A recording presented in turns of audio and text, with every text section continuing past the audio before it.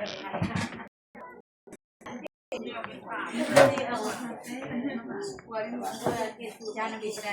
ตักบาตรเลยจับยังไงใช่เขาตักอยู่ตรงนี้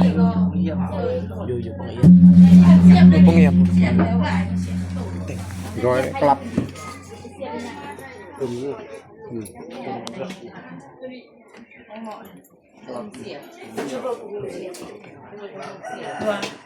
เดี๋ยว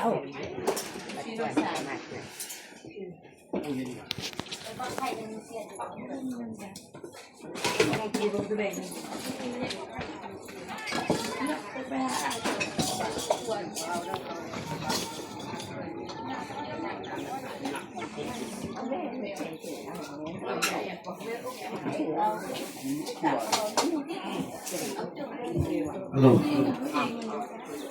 เอาหรือยังฟังเทศกันเด้อพี่น้องเด้ออันหนึ่ง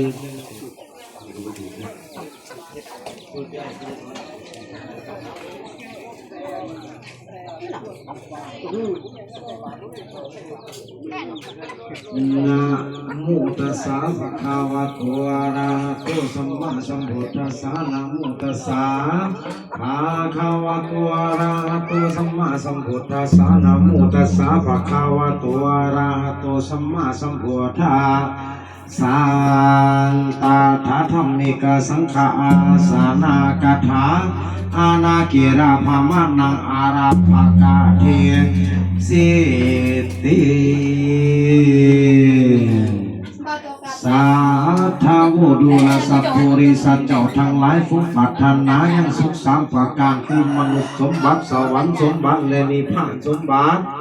ที่เฮาไหลบริจาคกันไปแล้วนั่นก็ได้เป็นเสบียงของเฮาทั้งชาตินี้และชาติหน้าด้วยดังอาง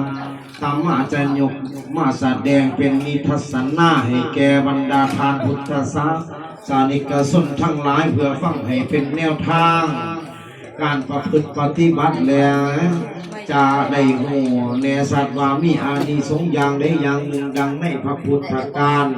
ในสมัยหนึ่งสมเด็จสัมมาสัมพุทธเจ้าเสด็จประทับอยู่เสตวันมหาวิหารพร้อมด้วยภิกษุ